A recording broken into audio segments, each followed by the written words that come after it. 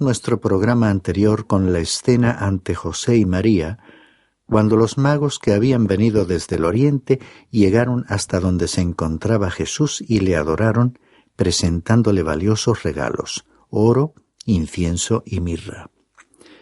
Llegamos pues en nuestra lectura al versículo 12, en el cual vemos que Dios intervino directamente para que el enemigo no intentase alterar sus propósitos. Dice el relato bíblico que, habiendo sido advertidos por Dios en sueños que no volvieran a Herodes, partieron para su tierra por otro camino.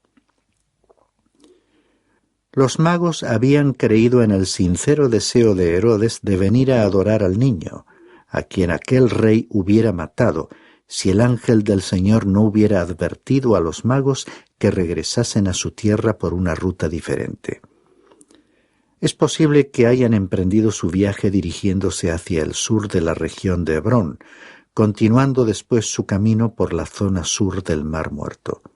De esa manera se alejaron situándose fuera del alcance de Herodes. El siguiente párrafo nos relata la huida a Egipto. Leamos los versículos 13 al 15. Después de haberse marchado ellos, un ángel del Señor se le apareció a José en sueños, diciendo: «Levántate, toma al niño y a su madre, y huye a Egipto, y quédate allí hasta que yo te diga, porque Herodes va a buscar al niño para matarle». Y él, levantándose, tomó de noche al niño y a su madre, y se trasladó a Egipto. Y estuvo allá hasta la muerte de Herodes, para que se cumpliera lo que el Señor habló por medio del profeta, diciendo: «De Egipto llamé a mi hijo». El ángel del Señor advirtió a José del peligro que corrían ante las intenciones de Herodes de matar al niño. Debían trasladarse a Egipto hasta nuevo aviso, y José obedeció en el acto. El relato de Mateo continúa con la cita del profeta Oseas, capítulo 11, versículo 1. Esta fue una profecía de gran alcance y notable por su base histórica. Oseas escribía acerca del llamado de Dios a Israel para salir de Egipto al Éxodo, aludiendo así al hecho histórico de la liberación de ese pueblo.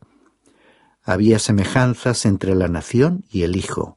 Israel era hijo escogido de Dios por adopción, como podemos ver en Éxodo capítulo 4, versículo 22, y Cristo es el Mesías, hijo de Dios. En ambos casos, en cuanto al pueblo de Israel y en el caso del Mesías, su traslado a Egipto fue para escapar de un peligro y su retorno importante para la historia salvífica de la nación. Mateo le dio un nuevo significado a la declaración de Oseas, viendo en esta experiencia que estamos estudiando una identificación del Mesías con la nación, relacionando aquel pasaje profético de Oseas en el Antiguo Testamento más plenamente con el llamado del Hijo, el Mesías, de Egipto. Continuamos leyendo el versículo 16. Entonces Herodes, al verse burlado por los magos, se enfureció en gran manera y mandó matar a todos los niños que había en Belén y en todos sus alrededores, de 2 años para abajo, según el tiempo que había averiguado de los magos. Parte de lo que voy a decir ahora es una suposición y el resto está basado en los hechos. Como mencioné anteriormente, los magos no llegaron al establo al mismo tiempo que los pastores, sino más tarde, y de acuerdo con el versículo 11, para entonces la familia se había trasladado a una casa. Cuando Herodes tuvo su entrevista privada con los magos, les había interrogado inquisitivamente sobre el tiempo de la aparición de la estrella. Supongo que los magos le habrán respondido que había aparecido aproximadamente 1 año antes. Si es correcto suponer que aquellos magos y sabios procedían de todas las regiones del Oriente y que se habían reunido en un lugar determinado para continuar juntos un viaje tan largo y difícil, podemos deducir que les habrá llevado mucho tiempo recorrer esa distancia en camellos. Puede que hayan consumido 1 año o más, pero Herodes se enfureció tanto de que los magos no regresasen para informarles sobre el niño que había nacido, que probablemente dijo: «Bueno, si ellos dijeron que vieron la estrella hace un año, yo duplicaré ese tiempo y lo consideraré como 2 años, así que haré matar a todos los niños que tengan 2 años o menos». Realmente Herodes era un personaje enloquecido. Continuemos la lectura bíblica con el versículo 17. Entonces se cumplió lo que fue dicho por medio del profeta Jeremías, cuando dijo: «Se oyó una voz en Ramá, llanto y gran lamentación. Raquel que llora a sus hijos y que no quiso ser consolada porque ya no existen». Esta también es una profecía peculiar. Jeremías no dijo que el llanto y la lamentación serían oídos en Belén. Estoy seguro de que hubo un gran duelo en Belén, pero Jeremías menciona a Ramá, que estaba situada aproximadamente tan al norte de Jerusalén como Belén lo está hacia el sur. Ramá, por cierto, era la tierra del profeta Jeremías. Imagino que cuando los soldados recibieron las órdenes de matar a los niños, el capitán le habrá preguntado a Herodes: «¿Por dónde quiere que comience?». Pienso que Herodes le habrá respondido: «Bueno, simplemente trace un círculo alrededor de Jerusalén cuyo radio llegue hasta Belén en el sur y hasta Ramá en dirección al norte». Es evidente entonces que Herodes hizo matar a una gran cantidad de niños. Podemos imaginar el llanto y los lamentos en aquella zona entre Belén y Ramá, una extensión de aproximadamente 40 kilómetros. Aquellos momentos en que tantas personas y familias perdieron a sus pequeños debieron ser extremadamente dolorosos. Esta profecía pronunciada por el profeta Jeremías se cumplió literalmente.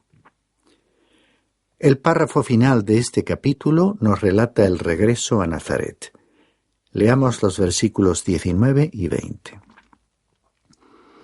Pero cuando murió Herodes, he aquí un ángel del Señor se apareció en sueños a José en Egipto, diciendo: «Levántate, toma al niño y a su madre y vete a la tierra de Israel, porque los que atentaban contra la vida del niño han muerto».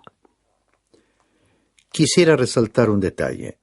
En el libro del Génesis, capítulo 32, leímos que el ángel del Señor se le apareció a Jacob en Peniel. Aquí, sin embargo, se menciona a un ángel del Señor. El ángel del Señor del Antiguo Testamento era una aparición de Cristo reencarnado. Ahora, en este pasaje que estudiamos, Cristo, al nacer, ya se había encarnado y se encontraba en Egipto. Era esencial que Jesús saliese de Egipto y regresase a Israel. El motivo más importante para ello era que él había nacido bajo el imperio de la ley de Moisés y debía vivir sujeto a la autoridad que emanaba de aquella ley mosaica. Él era el único que realmente la había cumplido. Jesús debía salir del ámbito de influencia de Egipto. Él no se educaría ni formaría allí, como Moisés y como los hijos de Israel cuando se estaban convirtiendo en una nación. Leamos los versículos 21 al 23. Y él, levantándose, tomó al niño y a su madre y vino a la tierra de Israel. Pero cuando oyó que Arquelao reinaba sobre Judea en lugar de su padre Herodes, tuvo miedo de ir allá, y advertido por Dios en sueños, partió para la región de Galilea, y llegó y habitó en una ciudad llamada Nazaret, para que se cumpliera lo que fue dicho por medio de los profetas: será llamado Nazareno. El hijo de Herodes, Arquelao, tenía también una personalidad brutal. Por otra parte, destacaré la frase «será llamado Nazareno». La palabra hebrea para Nazaret es netzer y significa rama o retoño. La ciudad de Nazaret llevaba ese nombre debido a su insignificancia.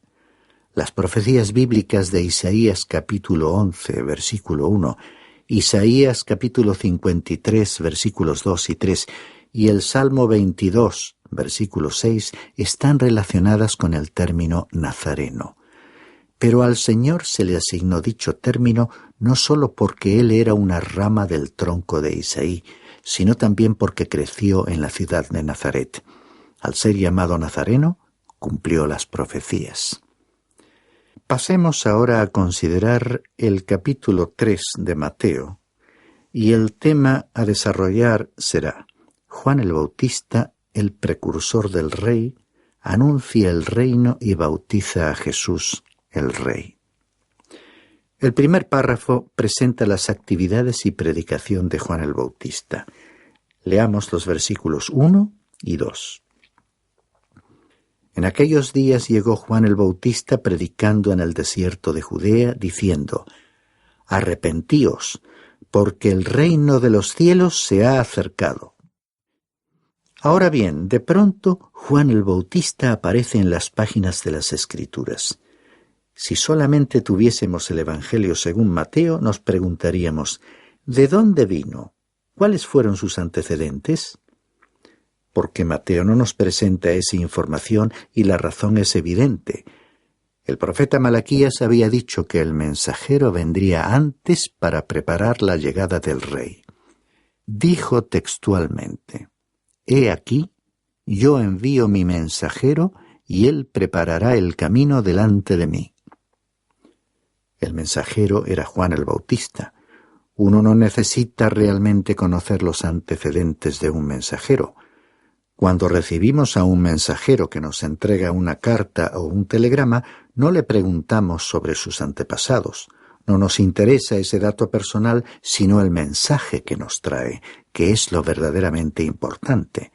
Así que simplemente se lo agradecemos al portador del mensaje y le despedimos. Juan el Bautista dejó muy claro el hecho de que él era solamente el mensajero, y Mateo también lo aclaró. Por lo tanto, se introdujo en las páginas de la Biblia predicando en el desierto de Judea, diciendo: Arrepentíos, porque el reino de los cielos se ha acercado. Vamos ahora a considerar estas expresiones. La primera, arrepentíos. La segunda, el reino de los cielos. Y la tercera, se ha acercado. Son muy importantes. La primera, arrepentíos, es una expresión que siempre se le ha presentado al pueblo de Dios como un desafío para cambiar completamente la forma de vivir.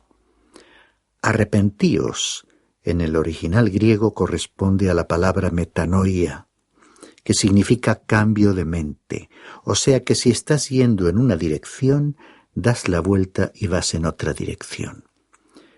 Principalmente el arrepentimiento concierne a las personas ya salvas, al pueblo de Dios de cualquier época. Ellos son los que, cuando llegan a ser sensibles o indiferentes, tienen que dar la vuelta o experimentar un cambio.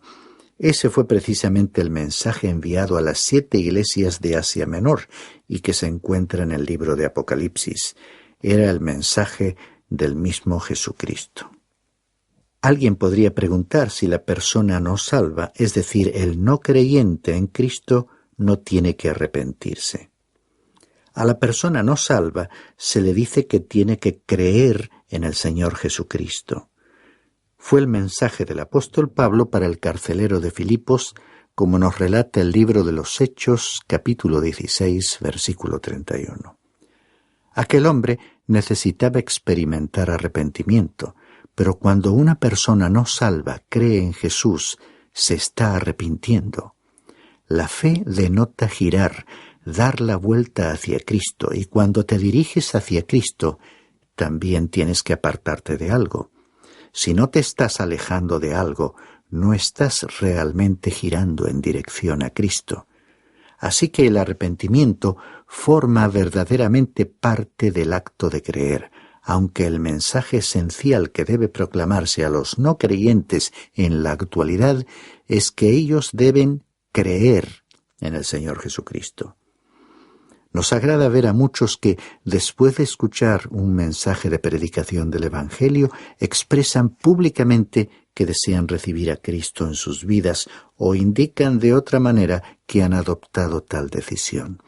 Pero lo importante es creer en Cristo como tu Salvador. recordando que si de verdad giras hacia Él, te apartas o alejas de algo. La expresión reino de los cielos se refiere al gobierno de los cielos sobre la tierra. El Señor Jesús es el Rey. No puede haber un reino sin un rey, ni un rey sin un reino. ¿Qué quiso decir Juan el Bautista al afirmar que el reino de los cielos se había acercado? Que el reino de los cielos estaba presente en la persona del Rey. ¿Existe una realidad presente del reino de los cielos? Sí. Aquellos que vienen a Él reconociéndole como el Salvador son trasladados a su reino y le pertenecen, y tienen una relación mucho más íntima que la de un súbdito con un rey. Una de las imágenes que el Nuevo Testamento utiliza para ilustrar la realidad de la Iglesia presenta a Cristo como el futuro esposo y a los creyentes como la futura esposa. Después, alguien podría preguntar si no somos como vasallos en un reino porque tenemos que cumplir sus mandamientos. Debo decir que se trata de mucho más que de una innegable obediencia. Nosotros le tenemos que obedecer porque le amamos. Estamos unidos a Él por una relación de amor. El Señor les dijo a sus discípulos, como nos relata el Evangelio según Juan, capítulo 14 y versículo 15. Si me amáis, guardaréis mis mandamientos.